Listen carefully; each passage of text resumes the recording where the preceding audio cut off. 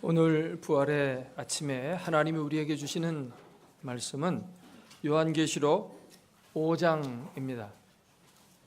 1절로 끝절까지 한 절씩 교독하겠습니다. 내가 보매 보좌에 앉으신 이의 오른손에 두루마리가 있으니 안팎으로 썩고 7인으로 봉하였더라. 또 보매 힘있는 천사가 큰 음성으로 외치기를 누가 그 두루마리를 펴며 그 인을 떼기에 합당하냐 하나 하늘 위에나 땅 위에나 땅 아래에 능히 그 두루마리를 펴거나 보거나 할 자가 없더라. 그 두루마리를 펴거나 보거나 하기에 합당한 자가 보이지 아니하기로 내가 크게 울었더니 장로 중에 한 사람이 내게 말하되 울지 말라. 유대 지파의 사자 다윗의 뿌리가 이겼으니 그 두루마리와 그 7인을 떼시리라 하더라. 내가 또 보니 보좌와 네 생물과 장로들 사이에 한 어린 양이 서 있는데 일찍이 죽임을 당한 것 같더라. 그에게 7뿔과 7눈이 있으니 이 눈들은 온 땅에 보내심을 받은 하나님의 7 영이더라. 그 어린 양이 나와서 보좌에 앉으신 이의 오른손에서 두루마리를 취하시니라. 그 두루마리를 취하심에 네 생물과 24 장로들이 그 어린 양 앞에 엎드려 각각 검은 고와 향이 가득한 금대접을 가졌으니 이 향은 성도의 기도들이라. 그들이 새 노래를 불러 이르되 두루마리를 가지시고 그 인봉을 떼기에 합당하시도다.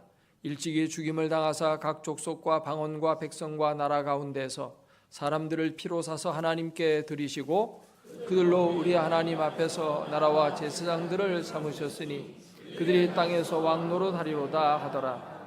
내가 또 보고 들음에 보좌와 생물들과 장로들을 둘러선 많은 천사의 음성이 있으니 그 수가 만만이요 천천이라. 큰 음성으로 이르되 죽임을 당하신 어린 양은 능력과 부와 지혜와 힘과 존귀와 영광과 찬송을 받으시기에 합당하도다 하더라. 내가 또 들으니 하늘 위에와 땅 위에와 땅 아래와 바다 위에와 또 그 가운데 모든 피조물이 이르되 보좌에 앉으신 이와 어린 양에게 찬송과 존귀와 영광과 권능을 세세토록 돌릴지어다 하니 내 생명물이 이르되 아멘하고 장로들은 엎드려 경배하더라. 아멘.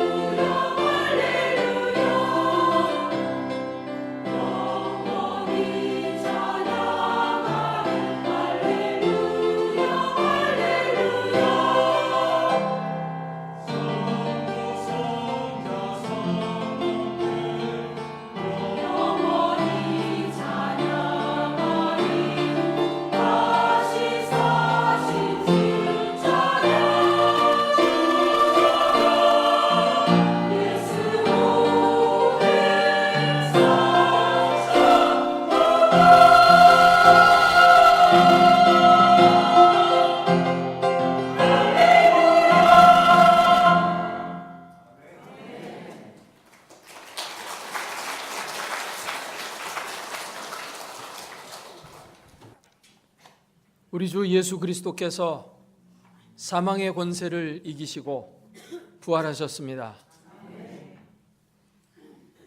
우리의 죄를 속량하기 위해서 십자가에서 모진 고초와 고난을 다 겪으시고 죽으셨을 뿐만 아니라 장사된 지 사흘 만에 무덤 문을 열고 다시 살아나셨습니다. 이 부활의 승리와 축복이 여러분 모두에게 풍성하게 임하기를 주의 이름으로 축복합니다. 오늘 본문은 하늘에서 일어난 어떤 사건에 대한 이야기입니다. 이 요한계시록을 기록한 사도 요한이 천상의 광경을 목격을 했는데 보좌에 앉으신 하나님의 손에 7인으로 봉인을 한 책을 보았습니다. 그런데 그 봉인한 책을 열고 그것을 읽을 자가 하늘 위에도 없고 땅에도 없고 온 천지에 아무도 없었다는 것입니다. 그래서 이 요한은 크게 울었다고 했어요. 도대체 이 책이 무슨 책이며 그 안에 무슨 내용이 기록되었길래 그것을 읽지 못한 것에 대해서 이렇게 애통해하고 있을까요? 본래 사도 요한은 매우 불같은 성격을 갖고 있었고 강직한 사람이었습니다. 그래서 다른 제자들과는 달리 예수님께서 그에게 특별히 우레의 아들이라는 별명을 붙여주기도 했습니다. 천둥과 같은 그런 사람이다 하는 뜻이죠. 그리고 이 계시를 받을 때 사도 요한은 반모섬에 유배되어져 있었습니다. 거기에 사람도 없고 교제할 성도들도 없고 홀로 귀양살이를 하는 가운데 정말 믿음도 약해질 수 있는 그런 상황 속에서 그는 성령이 충만했고 믿음을 잘 지키고 있었던 것을 우리가 볼 수가 있는데, 이것은 그가 그만큼 절제를 잘하고 자기 통제를 할 만한 그런 사람이었다는 것을 우리에게 알려줍니다. 그럼에도 불구하고 그가 자기 자신이 절제가 안 될 정도로 크게 울었다고 하는 것은 뭔가 그 책과 관련돼서 의미심장한 일이 있다고 하는 것을 우리에게 알려준다고 하겠습니다. 이 책이 도대체 어떤 책일까요? 뒤에 보면은 이 두루마리에 인이 하나씩 떼어질 때마다 역사적으로 어떤 사건들이 계속 발생되어집니다. 그리고 이 7인의 마지막 7인이 떼어질 때는 다시 7나팔이 준비가 되고 또 7나팔에 하나 둘씩 울려 퍼지고 마지막 나팔이 울려 퍼지는 그때는 또 7대접이 등장되면서 요한계시록 전체의 내용이 7인 속에 들어있다는 것을 우리가 요한계시록을 읽어보면 확인할 수가 있습니다. 거기에 7인들이 하나씩 떼어질 때마다 역사 속에 어떤 사건들이 이렇게 발생하는 것을 볼 수 있어요. 근데 그 사건들은 주로 원수들에 대한 심판, 그리고 하나님의 백성들에 대한 보호와 사랑에 대한 이야기가 많이 기록이 되어 있어요. 특별히 요한계시록을 받을 때 초대교회는 로마 통치하에서 큰 박해를 받고 있던 그런 때예요. 그런 때에 그들에게 정말 필요한 말씀은 위로의 말씀이고 격려의 말씀이거든요. 예수 그리스도가 살아있고 또 그들과 함께하고 그들을 지켜줄 것이며 마침내 그들은 승리의 멸관을 쓰게 될 것이다 라고 하는 소망을 주는 메시지가 필요한 때였는데, 그때 바로 이 요한계시록의 계시가 임한 것이죠. 주로 그 내용들이 기록이 되어 있는 거예요. 근데 그 내용이 기록된 책이 7인으로 인봉이 되어 있었습니다. 그렇기 때문에 그 안에 있는 내용을 펴서 읽을 수가 없죠. 이것을 펴서 읽어야만 뭔가 사건을 진행할 수가 있는데 그거를 지금 읽을 수가 없다는 것입니다. 옛날에 전쟁을 할 때 보면 군대의 작전 명령이 이제 위에서부터 하달되어 내려옵니다. 그때 그 명령서는 극비 사항이기 때문에 봉인이 되어서 와요. 그러면 이제 사령관은 이제 그 작전서를 받고 그것을 인봉을 띄게 됩니다. 띄면 거기에 몇 월 며칠 어느 지역을 공격하라고 하는 그런 명령 하달 문서를 읽게 됩니다. 그러면 그거를 읽어야만 그것을 이제 실천할 수가 있게 되는 거예요. 그래서 인봉을 뗀다라고 하는 그 말의 뜻은 뭐냐면 사건이 집행된다는 얘기예요. 하나님이 놀라운 구원의 계획이 있고 성도들을 향한 어떤 섭리가 기록된 책이 있어요. 하나님께서 다 계획하신 대로 역사가 이루어지는데 그것이 이루어져야 되거든요. 근데 이거를 봉인을 열지 않으면 그 일이 집행이 되질 않는 겁니다. 그러니까 성도들은 고통 속에 계속 신음할 수밖에 없잖아요. 그렇기 때문에 이 사도 요한은 그것 때문에 크게 울은 겁니다. 그런데 울지 말라고 하는 이야기가 들려옵니다. 장로 중에 하나가 말을 하기를 울지 마라. 유대지파의 사자 다윗의 뿌리가 이겼으니 그 두루마리와 그 7인을 뗄 거다라는 것입니다. 여기에 예언되어진 유대지파의 사자와 다윗의 뿌리, 이가 누구일까요? 두말할 나위 없이 예수 그리스도를 가리키는 것입니다. 유대지파에서 나온 사자, 영어로 라이언이죠. 다윗 가문에서 탄생한 메시아는 예수 그리스도를 가리킵니다.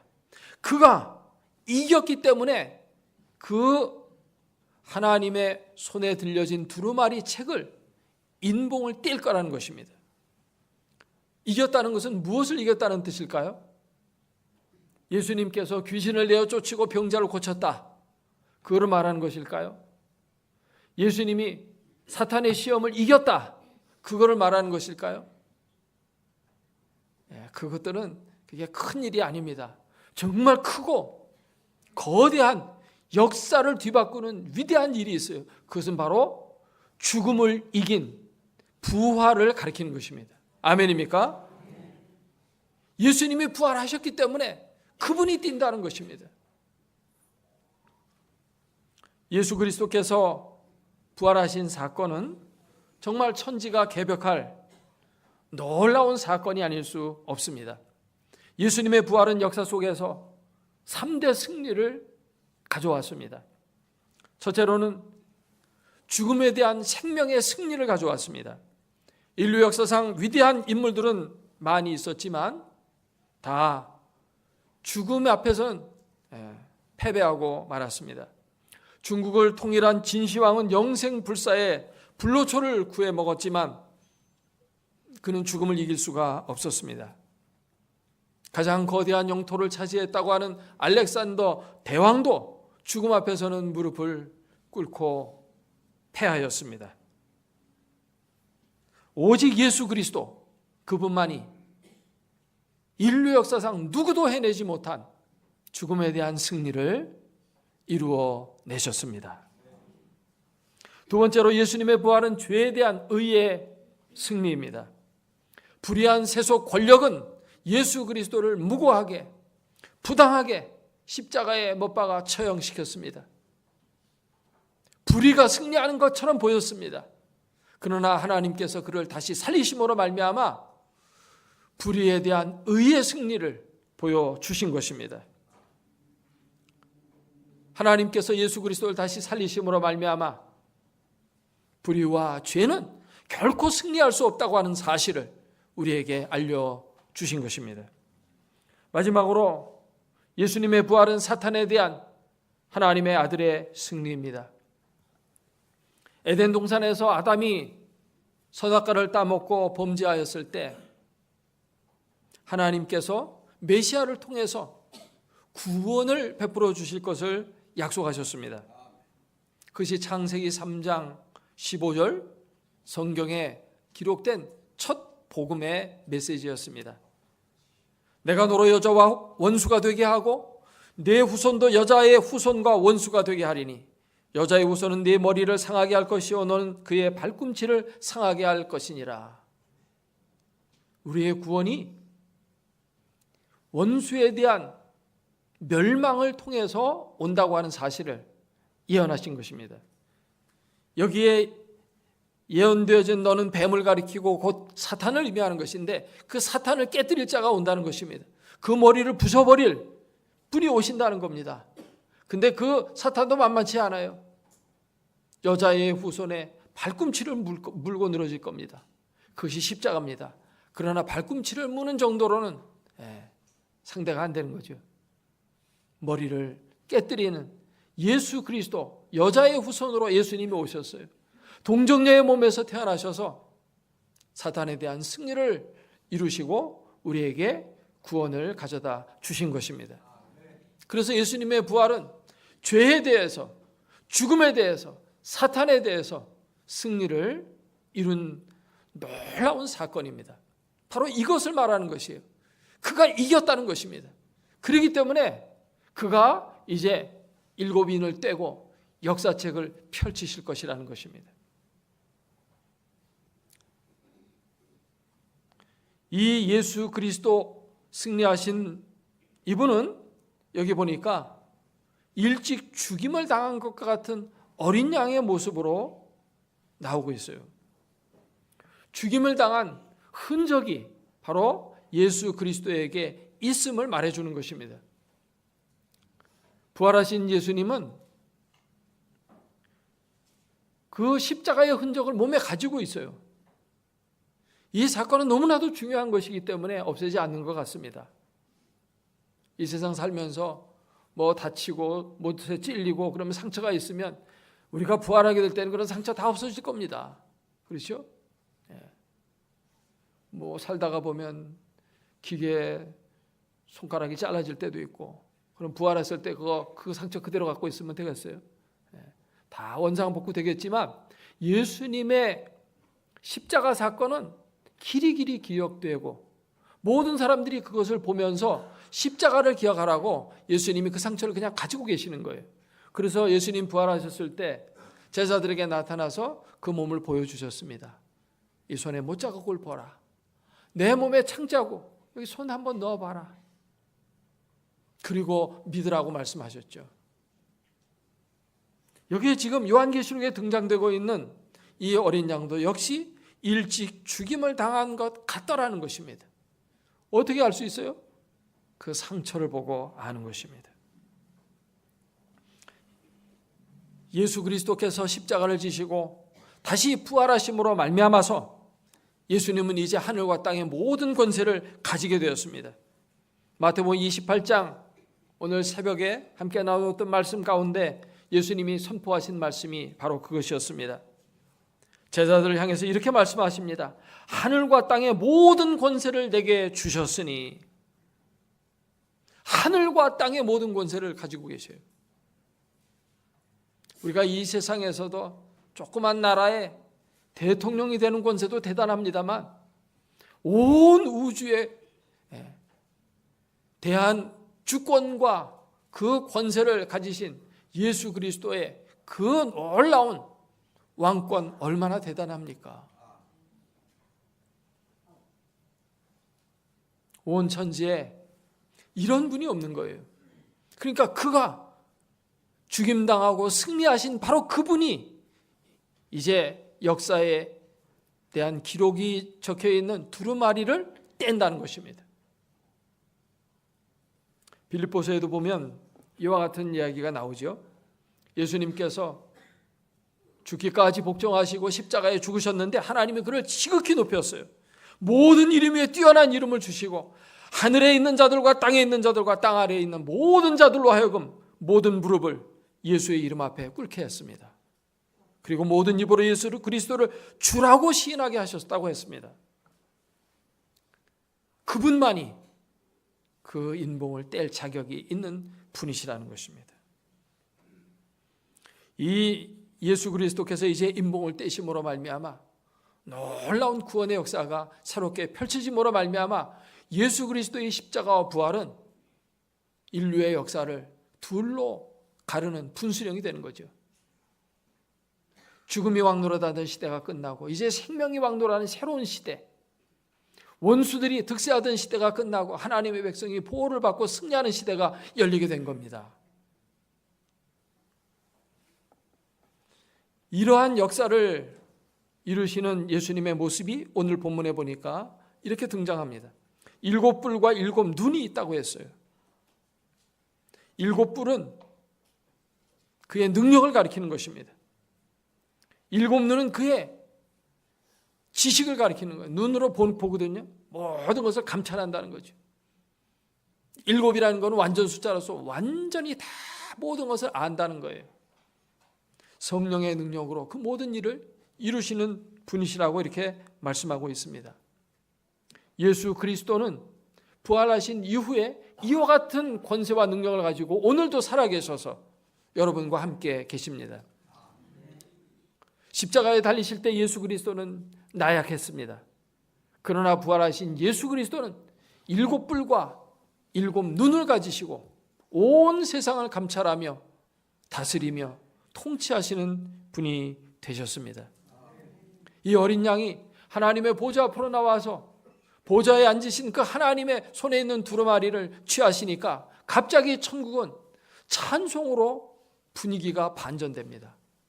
조금 전까지만 해도 여기 사도 요한은 눈물을 흘리며 크게 울고 통곡을 했습니다.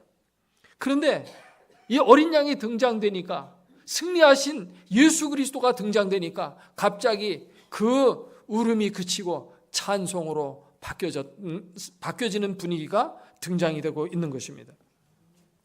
천국이 갑자기 찬송으로 가득 차는데 새 찬송이 오늘 본문에는 기록이 되어 있습니다. 첫 번째는 네 생물과 24장로들의 찬송입니다. 그들은 새 노래를 불렀는데 두루마리를 가지시고 그 인봉을 떼기에 합당하시도다. 일찍 죽임을 당하사 각 족속과 방언과 백성과 나라 가운데서 사람들을 피로 사서 하나님께 드리시고 그들로 우리 하나님 앞에서 나라와 제사장들을 삼으셨으니 그들이 땅에서 왕노릇 하리로다 했습니다. 옛 노래는 바로 앞장 요한계시록 4장에 나옵니다. 그것은 하나님이 천지 만물을 창조하신 것에 대한 찬송입니다. 이제 새 노래는 예수 그리스도를 통해서 우리 가운데 가져온 구원에 대한 노래, 이것이 바로 새 노래예요. 옛 노래보다 새 노래가 더 우렁차고 더 귀중합니다. 옛 창조보다 새 창조가 더 귀중한 것입니다. 옛 창조는 그냥 말씀으로만 세상을 창조하셨지만 새 창조는 예수 그리스도의 십자가의 죽음, 하나님이 피를 흘리심으로 그 생명을 내어줌으로 이루신 창조입니다. 그렇기 때문에 새 창조는 더 길이 기억될 그런 아름다운 노래인 것입니다. 두 번째 찬양은 천사들의 찬양입니다. 큰 음성으로 이르되 죽임을 당하신 어린 양이 능력과 부와 지혜와 힘과 존귀와 영광과 찬송을 받으시기에 합당하도다 라고 말씀합니다. 예수 그리스도의 7가지 미덕을 찬송하고 있습니다. 이것은 예수님의 십자가와 부활이 얼마나 놀라운 지혜이며 능력이며 부이며 영광스러운 일인지를 노래하고 있는 것입니다. 세 번째 찬양은 모든 피조물이 찬양하는 것입니다. 13절 말씀해 보니까 내가 또 들으니 하늘 위에와 땅 위에와 땅 아래와 바다 위에와 또 그 가운데 모든 만물이 이르되 보좌에 앉으신 이와 어린 양에게 찬송과 존귀와 영광과 능력을 세세토록 돌릴지어다. 천국이 온통 찬양과 기쁨으로 메아리치고 있습니다. 이게 어떻게 해서 이렇게 이루어졌습니까? 예수님이 사망의 권세를 이기시고 부활하셨기 때문에 이루어진 사건입니다. 할렐루야. 인봉되어진 이 두루마리 책을 예수 그리스도께서 취하심으로 말미암아서 이제 새로운 역사가 전개가 되는 것입니다. 슬픔과 눈물의 시대가 지나가고 기쁨과 승리와 찬송의 시대가 열렸음을 우리에게 알려주고 있습니다. 예수 그리스도, 그분이 역사의 주관자로 등극하셨습니다. 그렇기 때문에 우리는 이 예수님의 부활로 말미암아 새로운 역사가 펼쳐졌다는 사실을 알고 이 예수님의 부활을 기뻐하고 이 예수님의 부활의 능력을 믿고 이 세상 속에서 슬픔과 눈물을 다 버리고 절망과 좌절에서 벗어나서 정말 기쁨으로 생활하는 우리 모두가 되어야 할 줄로 믿습니다. 예수 그리스도의 승리는 단순히 예수님 한 분의 승리가 아니에요. 온 천지 만물이 기뻐해야 되는 온 우주의 승리예요. 저와 여러분의 승리입니다. 예수님의 부활이 예수님만의 부활이 아니고 저와 여러분의 부활이 되는 것입니다. 그렇기 때문에 예수 그리스도 안에 있는 사람은 더 이상 사망의 권세가 범접하지 못하는 것입니다. 세상 사람들은 죽으면서 애곡합니다. 그러나 우리 그리스도인들은 영원히 죽지 않습니다. 죽음으로 우리의 육신은 흙으로 돌아가겠지만 우리의 존재는 죽지 않아요. 우리의 존재는 영원한 것이고 마침내 예수님 다시 오시는 그날에 부활의 영광에 참여하게 될 것입니다. 이러한 소망을 가진 자는 세상의 어떤 것도 다 이겨낼 수 있는 힘을 가지게 됩니다. 그 죽음을 이기신 그분이 우리 가운데 또한 들어오셔서 우리를 다스려 주시고 우리를 보호하시고 승리로 이끄시기 때문에 절대 앞길에 좌절이 있을 수가 없습니다. 그리스도를 믿는 자에게는 항상 승리가 약속되어 있고 기쁨과 평강만이 넘쳐나게 되는 줄로 믿습니다. 부활의 축복이 여러분 모두에게 임하기를 다시 한번 주의 이름으로 축원합니다. 기도하겠습니다.